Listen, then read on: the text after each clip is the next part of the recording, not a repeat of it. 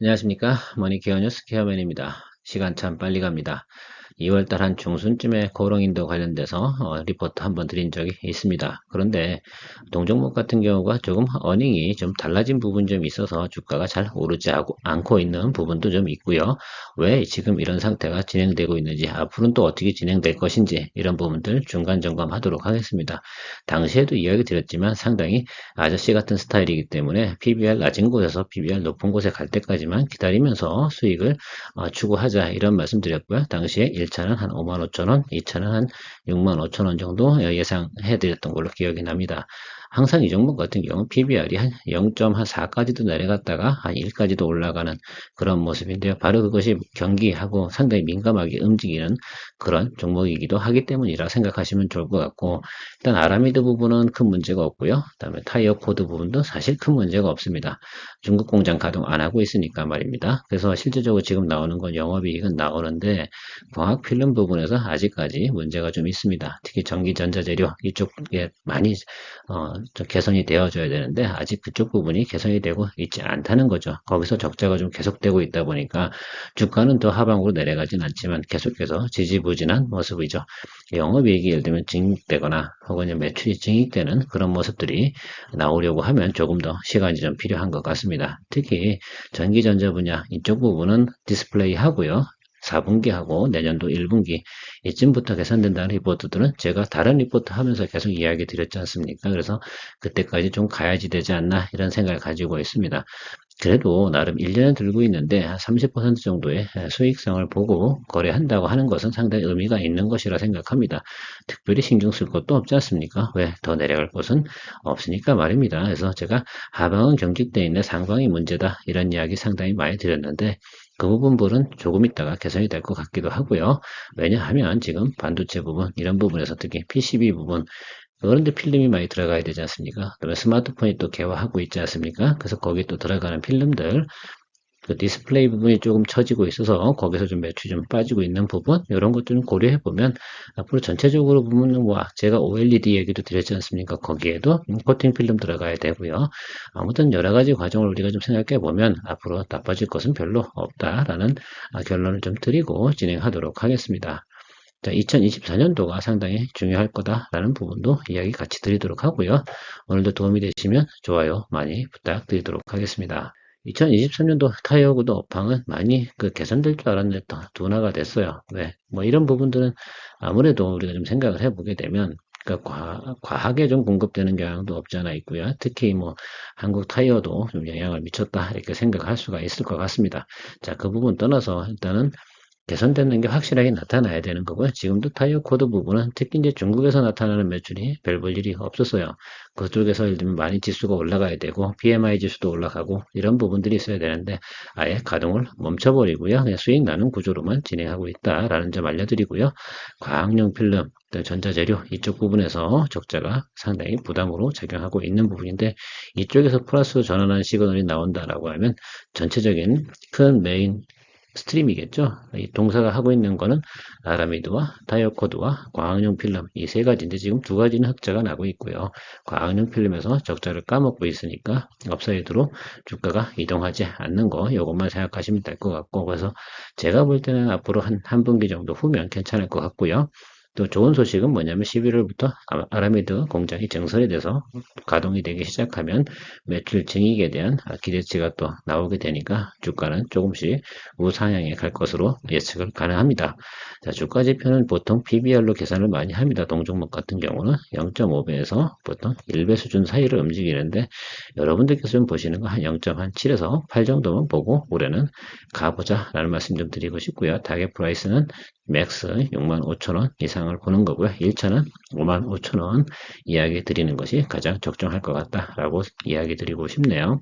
아무래도 중간에 리뷰해 드리는 거니까 사이클이 이런 식으로 움직이죠. 자, 하락하고 올라가고 하락하고 다시 올라가는데 내년도 익스펙테이션은 괜찮습니다. 내년도 같은 경우는 2022년도 매출을 갖다가 능가할 수 있는 그런 매출을 예상하고 있다라고 하는 건데, 이런 과정 아니더라도 지금 현재보다 어떻습니까? 높은 매출 인식만 나와도 어느 정도 수준까지는 올라가게 되어 있다라고 저는 생각을 하고 있어요. 그래서 이런 사이클을 두고 가는데 아무래도 경기 민감으로 움직이다 보니까 이런 과정들이 존재한다는 점은 여러분들께서 생각하고 투자에 진행을 해주시면 좋을 것 같습니다. 2016년하고 이처럼 길게 나타나는 과정은 이때는 좀 다른 부분이라고 좀 생각을 하면 좋겠습니다. 바로 동사에 예를 들면 아라미드라든지 지금 타이어 코드 이 부분이 충분히 예를 들면 변화하는 시기 그런 과정이었다고 생각하고 지금 사이클은 약 한 2년 주기로 움직이는 모습이고요. 특히 뭐 지금 최근에 경기 침체가 온 이유 중에 하나는 뭡니까? 모든 지수가 빠진 이유는 당연히 미국의 기준금리 인상 때문에 생긴 경기 침체 현상과 인플레이션. 하지만 또 인플레이션이 더 좋은 것도 있잖아요. 네, 이미 가격은 많이 올라가 있으니까 경기만 턴어라운드 하면 주가는 상당히 좋은 긍정적인 시그널을 받게 될 거다라는 말씀 드리도록 하겠습니다.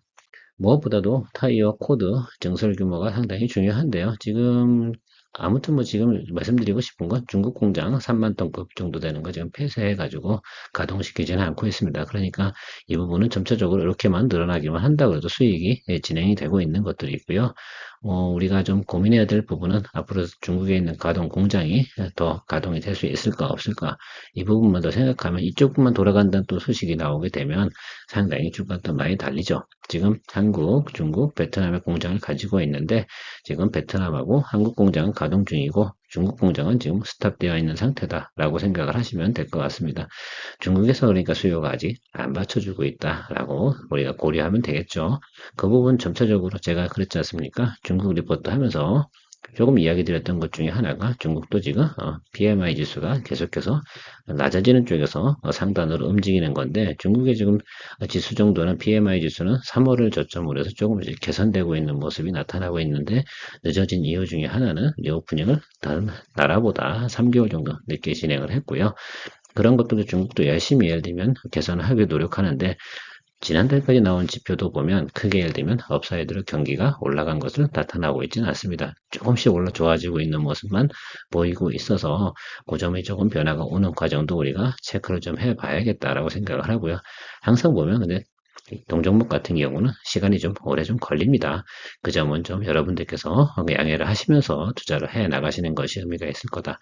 다른 종목들처럼 기술주나 이런 것들 같은 경우 금리만 조금 인하해도 주가가 쭉 올라가고 소식만 쫙 나와도 쭉쭉쭉 올라가는데 사실 이렇게 화학, 나일론, 그다음에 효성 첨단 소재 이런 것들은 상당히 무거운 종목들 아니겠어요? 그러니까 경기하고 상당히 민감하게 움직인다는 점만 여러분들이 좀 고려하시면서 투자하면 좋은데 또 반대로 좋은 거 있잖아요. 사놓고 무던히 기다리면 적어도 1년, 2년 안에는 항상 내가 원하는 답은 또 내주는 그런 또 훌륭한 효자 종목이기도 합니다.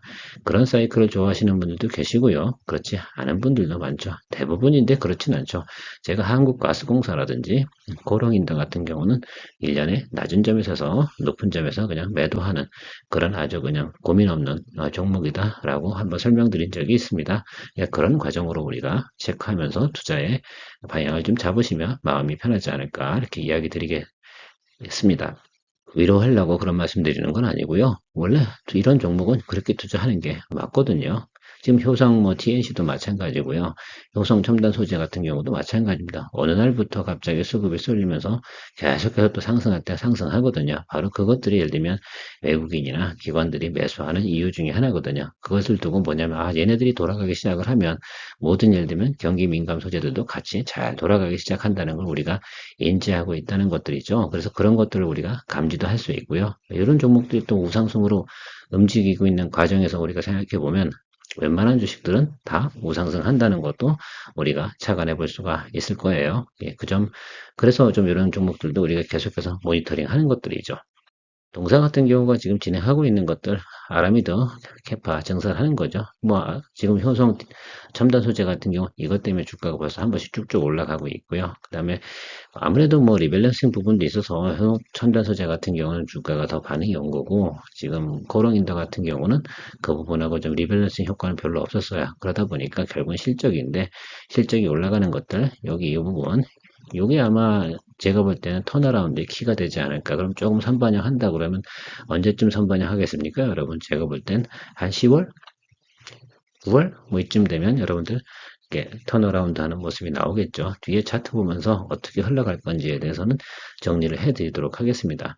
지금 뭐 이런 것들 타이어 보강제, 브레이크 패드에도 얘네들 소재가 다 들어가는 거 알고 계시죠? 브레이크 패드 들어가는 지금 여기서 만드는 아라미드 소재가 400도씨 이상에서도 예를 들면 철보다 더 튼튼한 효과를 보이고 있는 거죠. 그래서 브레이크 패드도 합성 소재로 많이 들어가고요. 타이어 보강제 이런 거 많이 들어가고 있다는 사실도 여러분들이 좀 인지해 주셨으면 좋겠습니다. 무엇보다 지금 그냥 팩트가 뭐냐? 그럼 여기 필름 전기전조 재료 이 부분에서 마이너스 20%씩 기록하고 있으니까 재미가 없는 것이다 라고 생각을 하시면 될 것 같아요. 이 부분만 제가 볼 때는 한 플러스로만 전환이 된다 하더라도 동사의 주가는 우상승으로 변해갈 것이다 라는 것들이죠.